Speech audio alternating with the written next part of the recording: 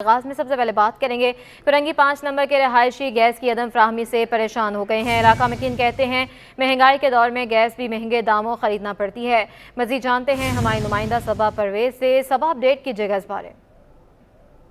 जी बिल्कुल, मैं इस वक्त मौजूद हूँ फिरंगी नंबर 5 में, जहाँ पर शहरी बुनियादी ज़रूरत ज़िंदगी से महरूम है। गैस लोड शेडिंग जो है वो शहरी ने अजियत का शिकार हैं। इसके साथ साथ मेरे साथ इलाका मकीन मौजूद भी हैं, उनसे जानते हैं। जो मुझे बताइएगा कि क्या दौरानिया है गैस लोड शेडिंग का। रात को 11 बजे गैस चली जाती है, सुबह 6 बजे आती है, जिसकी वजह से बच्चे स्कूल वाले परेशान होते हैं। मजबूरी यह है कि सिलेंडर को इस्तेमाल कर रहे हैं, ख़तरे की घंटी है, सिलेंडर इस्तेमाल कर रहे हैं। अच्छा, मेरे साथ एक और साहब मौजूद है, मुझे बताइएगा कि क्या दौरानिया है बिजली गैस की लोड शेडिंग। गैस आती नहीं है, 11 बजे चली जाती है, पूरी रात होती नहीं है। सुबह जो है जाने के टाइम पर भी नहीं होती गैस, और पानी भी नहीं आता। मतलब ना पानी है, ना गैस है, ना बिजली है। इस मुल्क में कुछ राय नहीं है।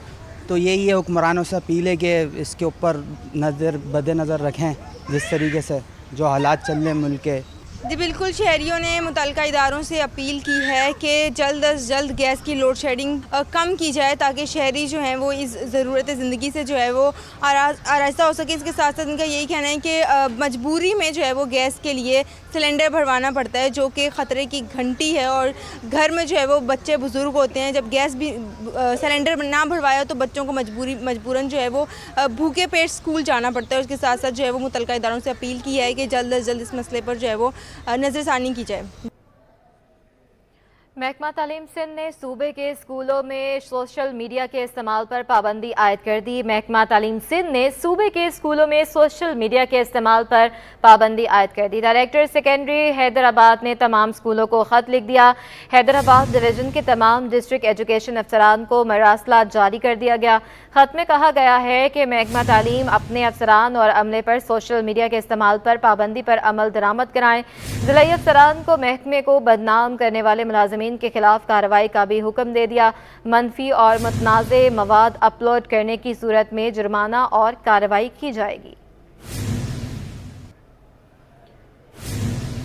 तनख्वाहों की अदम अदायगी और मुलाजिमीन के मुख्तलिफ रेलवे स्टेशन पर एहतजाज के बायस ट्रेन शेड्यूल बुरी तरह मुतासिर हो गया। बेशतर ट्रेनें आज कराची से ताखीर से रवाना होंगी। आदिया नाज से मजीद जानते हैं। जी आदिया। बिल्कुल, रेलवे मुलाजिमीन की तनख्वाहों की अदम अदायगी जो है उसका ये मामला है, जिसकी वजह से गुज़श्ता रोज़ से ट्रेन शेड्यूल जो है बुरी तरह से मुतासिर है। गुज़श्ता रोज़ अगर बात करें लाहौर के हवाले से, लाहौर फैसलाबाद में रेलवे मुलाजिमीन की जानिब से एक स्ट्राइक की गई और तनख्वाहों की अदायगी का मुतालबा किया गया, जिसके बाद कुछ गाड़ियों को जो है फैसलाबाद स्टेशन पर वो रोका गया। फिर लाहौर में भी कुछ यही सिचुएशन देखने में आई और अब सूरत हाल कुछ इस तरह से है कि गाड़ियाँ जो हैं वो आज घंटों ताख़ीर के साथ यहाँ से रवाना होंगी। अल्लामा इकबाल एक्सप्रेस के हवाले से अगर बात करें तो 9 घंटे की ताख़ीर से कराची पहुंचेगी।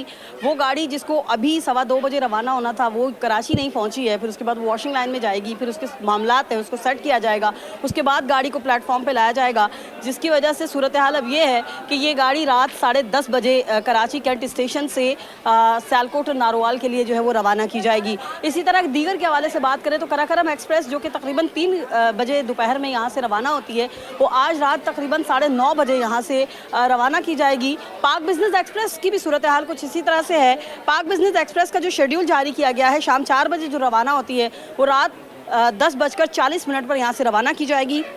इसी तरह तेज़गाम एक्सप्रेस के हवाले से बात करें जो कि शाम 5:30 पर रवाना होती है, वो रात को 9 बजे यहाँ से रवाना की जाएगी। और सखर एक्सप्रेस रात 11 के बजाय रात 1 बजे रवाना की जाएगी। बहुत सारी ट्रेनें हैं जो कि अभी तक कराची नहीं पहुँची हैं, उन्हीं में कराकरम एक्सप्रेस भी है जो कि दोपहर सुबह 11 साढ़े 11 के बजे के करीब कराची पहुँचती है। उसका शेड्यूल ये है, लेकिन अभी तक यहाँ नहीं पहुँची है और उसकी वजह से सूरत हाल ये है कि इस वक्त मैं कैमरामैन इमरान एके से कहूँगी आपको मनाजर दिखा सकते हैं। यहाँ पर इस वक्त अल्लामा इकबाल एक्सप्रेस के मुसाफिर हैं जो कि इंतज़ार कर रहे हैं अपनी गाड़ी का, और इन मुसाफिरों को यहाँ आके पता चलता है कि जी ट्रेन लेट है, क्योंकि रेलवे की जानिब से शेड्यूल बहुत ज़्यादा ताख़ीर के साथ जारी किया गया मीडिया को भी। इसी तरह राइट साइड पर अगर आप देखेंगे उस तरफ तो प्लेटफॉर्म नंबर 1 है और वो प्लेटफॉर्म नंबर 1 पर जो है वो इस वक्त कराकरम एक्सप्रेस का पैसेंजर जो है वो मौजूद होगा और वो कराकरम एक्सप्रेस का जो पैसेंजर है उसको उस साइड से जाना है और वो 3 बजे रवाना होने वाली गाड़ी अब रात को तकरीबन 9:30 बजे रवाना होगी। तो ये ये जो महकमा रेलवे की जानिब से जो शेड्यूल मुतासिर हुआ है उससे आवाम परेशान है। ज़रा मेरे साथ कुछ लोग मौजूद हैं, इनसे आपकी बात कराते हैं और जानते हैं कि ये शेड्यूल लेट होने पर क्या कहते हैं। अस्सलाम वालेकुम। इस्लाम। आज ट्रेनें लेट जा रही हैं, आप कौन सी गाड़ी से जा रहे हैं? हम जा रहे हैं शालीमार से। हाँ। अच्छा ये बताइएगा, ताखीर से जा रही हैं, कितनी मुश्किलात होंगी आपके ख्याल में लोगों को? बहुत मुश्किल हो रही है। ठीक है। हाँ जी। अच्छा, ये देखिएगा ज़रा, ये छोटे बच्चे हैं, ख़वातीन हैं, यहाँ पर खड़े हैं, सभी इंतज़ार करेंगे। इतनी देर तक कौन इंतज़ार कर पाएगा? और इनके लिए बहुत ज़्यादा मसाइल होंगे, क्योंकि ये वो लोग हैं जो स्टेशन पर पहुँचे हैं, फिर आगे इनको पता चला कि जी इनकी गाड़ी टाइमली नहीं जा रही है और अब इन लोगों को यहाँ पर जो है वो घंटों इंतज़ार करना पड़ेगा। सिटी कोर्ट में वेलफेयर ऑफ लॉयर्स फोरम की जानिब से मुफ्त आई कैम्प का इनेकाद किया जा रहा है। कैंप नाथा फाउंडेशन और शबीबी हेल्थ केयर सेंटर के ताउन से लगाया गया है। मज़ीद जानते हैं जवाद आसिफ से। जी जवाद। जी बिल्कुल, इस वक्त मैं सिटी कोर्ट में मौजूद हूँ, जहाँ पर जिना ऑडिटोरियम में वेलफेयर ऑफ लॉयर्स फोरम की जानिब से आई कैम्प का इनेकाद किया गया है, जहाँ वकला और अदालती स्टाफ के मुफ्त चेकअप किया जा रहा है। इस वक्त मेरे साथ मौजूद है इस फोरम के चेयरमैन एडवोकेट मुख्तियार अली सोढर साहब। मुख्तियार साहब फरमाइएगा, ये क्या पहली बार इस कैम्प का इनेकाद किया गया है सिटी कोर्ट में? जी, ये सिटी कोर्ट में पहली बार आई कैम्प का इनेकाद किया गया है और ये वेलफेयर ऑफ लॉयर फोरम की जानिब से इनेकाद किया गया है। हमने नाथा फाउंडेशन वालों से बात की थी कि हमें एक आई कैम्प के लिए जो है कि अपने वकला के लिए हमें कैंप जो है कि उसका इनेकाद करना है। नाथा फाउंडेशन के जो है कि तवस्सुक से हमने यहाँ पे कैंप लगाई हुई है और तकरीबन हमने 800 से 1000 पेशेंट देखने के लिए हमने उसका वो एक अरेंजमेंट भी की हुई है और फ्री ग्लासेस हैं, मेडिसन है और लास्ट में यही है कि जो ऑपरेट होगा वो भी वहाँ पे ओपीडी में जिनको ऑपरेट की नीड होगी वो भी देखा जाएगा। और इसके लिए जो है कि हमने जुडिशरी की स्टाफ के लिए, जजेस के लिए और अपने वकला भाइयों के लिए फ़र्स्ट टाइम यहाँ पे कराची बार ऑडिटोरियम में जो है कि ये प्रोग्राम हमने ये कैंप अरेंज किया है। तो देखा आपने, इनका यही कहना था कि पहली बार ये इनकलाबी कदम उठाया गया है, जहाँ पर अदालती स्टाफ हो, मुनसिफीन हो या वकला हो, उनका फ्री चेकअप किया जा रहा है। ना सिर्फ फ्री चेकअप बल्कि उन्हें दवाइयाँ भी फराहम की जा रही हैं और जो ग्लासेस हैं वो भी फराहम किए जा रहे हैं। जी आईजी डॉक्टर रिफत मुख्तार राजा ने SIUT का दौरा किया। अस्पताल आमद पर डॉक्टर अदीब रिजवी ने आईजी सिंध का इस्तकबाल किया। अदीब रिजवी ने आईजी सिंध को मुख्तलिफ अमराज के इलाज, मुआलजे समेत डायलिसिस की बिला मुआवजा सहूलियात की फ्राहमी के हवाले से तफसीली आगाही भी दी। डॉक्टर अदीब रिजवी ने बताया कि SIUT से कम व बेश 1600 मरीजों को रोजाना की बुनियाद पर डायलिसिस की सहूलत मुफ्त फ्राहम की जा रही है।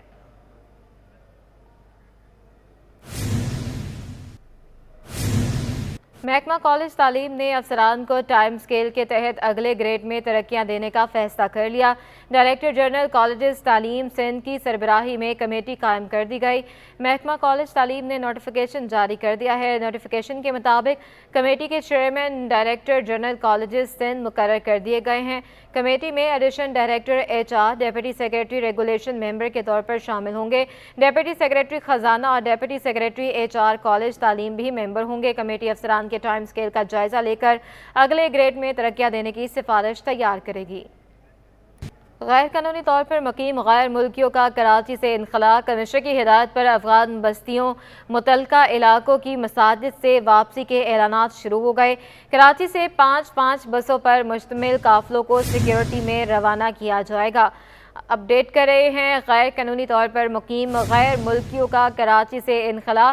कमिश्नर की हिदायत पर अफगान बस्तियों मुतलका इलाकों की मसाजिद से वापसी के ऐलानात शुरू हो गए हैं। कराची से 5-5 बसों पर मुश्तमिल काफिलों को सिक्योरिटी में रवाना किया जाएगा। मजीद बताएंगे शुएब मुख्तार हमारे साथ मौजूद हैं। शुएब, अपडेट कीजिएगा। जी बिल्कुल, गैर कानूनी तौर पर मुकीम गैर मुल्कियों का कराची से इनखला जो है वो शुरू हो गया है। कमिश्नर कराची की हिदायत पर जो है अफगान बाशिंदों मुतालिका इलाकों की मसाजिद से जो है वापसी के ऐलानात जो है वो शुरू कर दिए गए हैं। कमिश्नर कराची का कहना है कि 31 अक्टूबर तक जो भी अफगान बाशिंदे जो है मुल्क से नहीं जाएंगे उन्हें जो है फौरी तौर पर उनके वतन जो है वो भेजा जाएगा। अफगान जिरगे के सरबराह, दुकान और मकान मालिकान को उनकी जानिब से खुसूसी हिदायत भी जो है वो दी गई हैं। कमिश्नर कराची सलीम राजपूत का कहना है कि 1.25 लाख अफगान बाशिंदे अब भी कराची में मौजूद हैं, जबकि कराची में हाजी कैंप को होल्डिंग पॉइंट का दर्जा जो है वो दिया जाएगा। डिप्टी कमिश्नर सिक्योरिटी अदारे अफगान बाशिंदों को होल्डिंग पॉइंट पर जमा करेंगे, जिसके गैर मुल्कियों को जेकबाबाद चमन बॉर्डर पर सिक्योरिटी हुकाम के जो है हवाले किया जाएगा।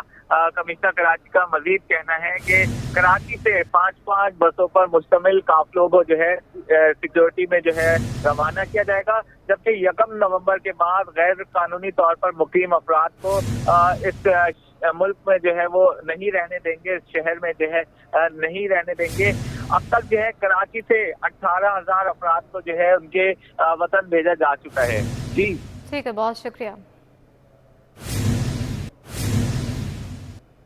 ऐलान सुनिए, हुकूमत पाकिस्तान ने 1 नवंबर तक तमाम गैर कानूनी तारकीन वतन को हिदायत जारी की है कि वो 1 नवंबर तक रज़ाकाराना तौर पर अपने मुल्क वापस चले जाएं। जो कोई भी शख्स इस ऐलान पर अमल दरामद नहीं करेगा तो 1 नवंबर के बाद इसके खिलाफ सख्त कानूनी कार्रवाई की जाएगी। आपको आगाह करें, थाना गुलशन ममार पुलिस की बड़ी कार्रवाई, भारी तादाद में लाखों रुपए मालियत के इंडियन गुटखा मावा की स्मगलिंग नाकाम बना दी है।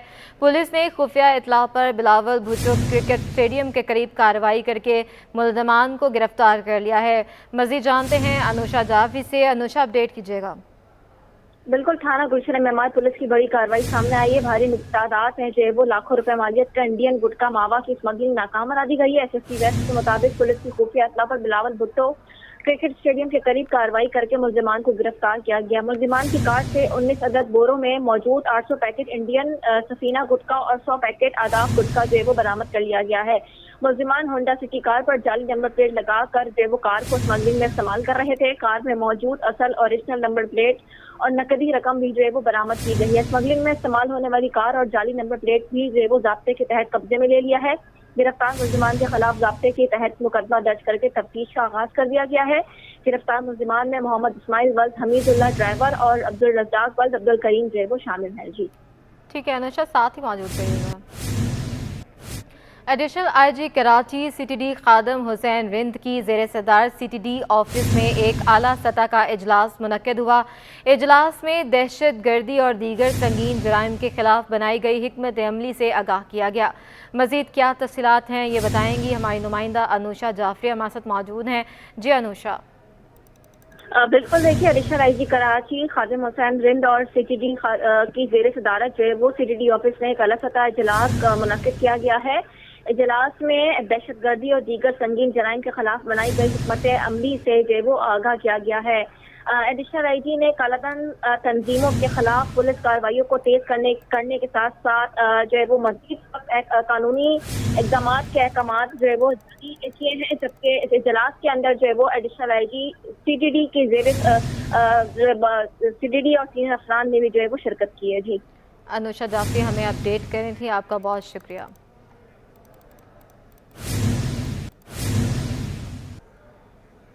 कराची में गैस बहरान संगीन हो गया। महमूदाबाद नंबर 6 में कई माह से गैस की फ्राहमी मुअत्तल है। गैस ना होने के बायस शहरियों को शदीद मुश्किलात का सामना करना पड़ रहा है। मज़ीद बताएंगी आयमा खान हमारे साथ मौजूद हैं। जी आयमा। जी बिल्कुल, शहर कायद में जो लोड शेडिंग का दौरानिया है वो बद से बदतरीन हो गया है। शहर के मुख्तलिफ इलाकों में शहरी जो है वो यही शिकवा करते हैं कि बिजली जो है वो होती नहीं है, लाइट कभी भी आती नहीं है। दिन के औकात में भी जो है वो बिजली की बंदिश का सामना करना पड़ता है, जबकि साथ ही साथ जो है वो रात के औकात में भी लाइट नहीं होती है, जिसके बायस शहरियों को जो है वो शदीद गर्मी में परेशानी का सामना करना पड़ता है। घरेलू उमूर भी जो है वो खासे मुतासिर हो जाते हैं लाइट ना होने की वजह से। इस वक्त हम मौजूद हैं न्यू कराची 5F में और यहाँ पे लोड शेडिंग का जो दौरानिया, अगर बात करें लोड शेडिंग की, तो जो यहाँ पे दौरानिया है लोड शेडिंग का वो 12 से 14 घंटे तक पहुँच गया है। इलाका मकीन जो है इस हवाले से खासे परेशान दिखाई देते हैं। हमारे साथ यहाँ के इलाका मकीन भी मौजूद है, हम इनसे बात करते हैं। सर बताइएगा, लाइट कितने घंटे की जा रही है और लाइट नहीं होती तो कैसे गुजारा करते हैं? अब मुझे तो पता नहीं, मैं तो होता ही नहीं यहाँ पर। 3-3 घंटे के लिए जा रही है 4 दफ़ा यहाँ पर, उसके अलावा एक्स्ट्रा हो जाती है 1.5 घंटे के लिए, 2 घंटे के लिए, वो कुछ इस टाइम पे तो कोई टाइम टेबल ही नहीं लाइट का जो है कि किस टाइम आ रही है किस टाइम जा रही है, मतलब 3-3 घंटे की 3 से 4 दफ़ा तो वैसे ही जाती है। अच्छा, आप हमें बताइएगा, लाइट नहीं आती है तो किस तरह से गुजारा करते हैं? बिल कितने आ रहे हैं आप लोगों के? बिल हद से ज़्यादा आ रहा है लाइट ना होने पर। 12 घंटे की लाइट नहीं है उसके प्लस फिर भी बिल बहुत ज़्यादा आ रहा है। अच्छा, ये भी बताइएगा कि ख़वातीन जो हैं वो तो घर में होती हैं, मर्द हज़रात फिर भी काम पे चले जाते हैं, तो ख़वातीन किस तरह से गुजारा करती हैं? और इतनी महंगाई में फिर इतने ज़्यादा बिल आप लोग किस तरह से अदा कर रहे हैं? मुश्किलें तो हो रही हैं हर तरह से, जैसे तैसे करके करना पड़ता, अब क्या करें।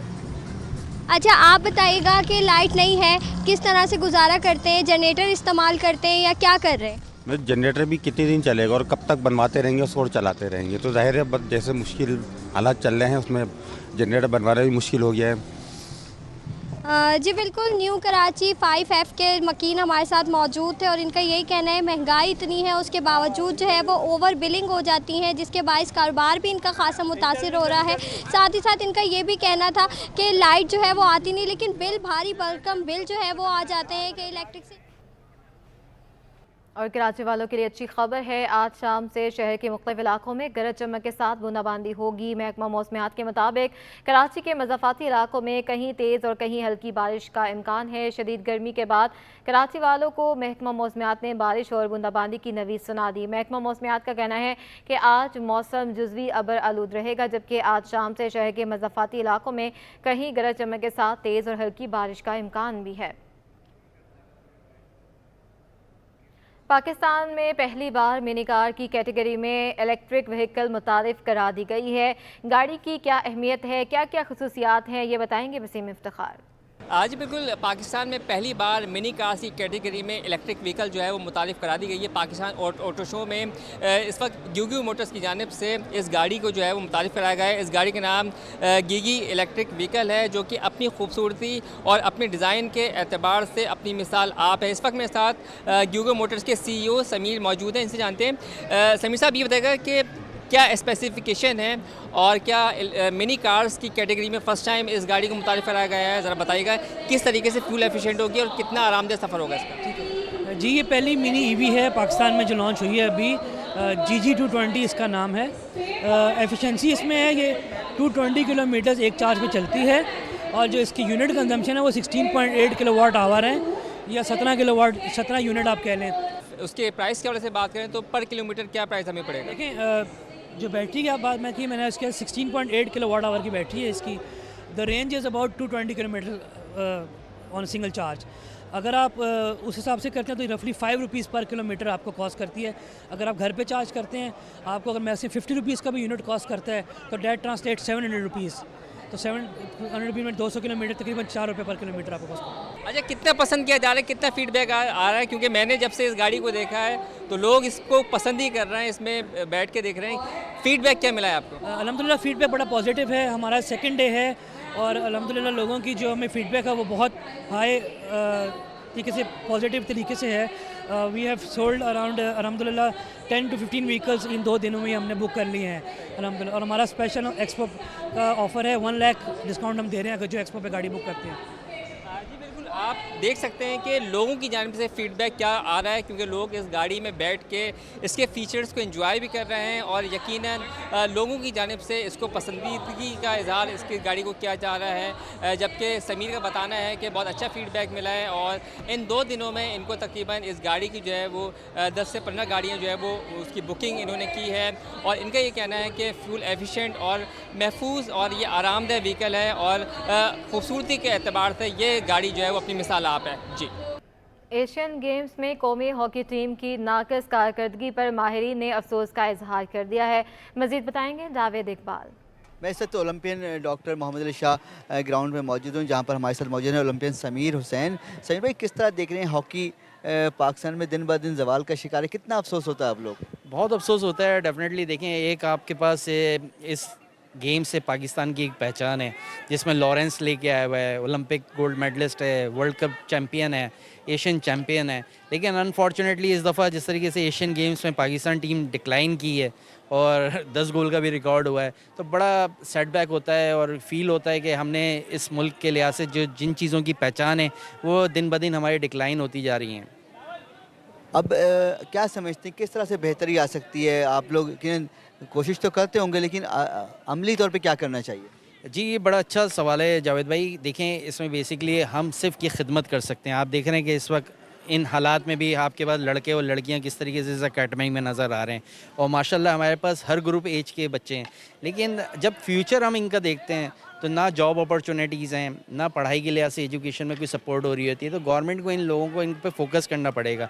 अगर आप जब तक अट्रैक्शन पैदा नहीं करेंगे तो उसमें क्वालिटी ऑफ प्लेयर्स आपके पास नहीं आएंगे, वो पे डिवाइड हो जाते हैं। कभी कोई पढ़ाई में चला जाएगा, कोई मुल्क से बाहर चला जाता है। तो इन चीज़ों को देखते हुए सारी चीज़ें हमें मद्देनज़र रखनी चाहिए। अगर हमें इस खेल को बेहतर करना है तो इसके अंदर अट्रैक्शन लेके आनी होगी, और इस खेल को सपोर्ट करनी पड़ेगी कि ताकि लोगों का ज़रिए माश हो और वो अपने घर को सपोर्ट कर सकें। या समीर साहब, सुना आपने ओलंपियन समीर बताया था कि कोशिश यही होनी चाहिए कि पाकिस्तान जो है बेहतर अंदाज में क्वालिफाई करे ओलंपिक के लिए, क्योंकि पाकिस्तान बहुत अभी दूर है ओलंपिक क्वालिफाइंग राउंड से, और अगर क्वालिफाई नहीं कर पाया तो जो 2024 में ओलंपिक होना है उसमें भी खेल नहीं सकेगा। जी।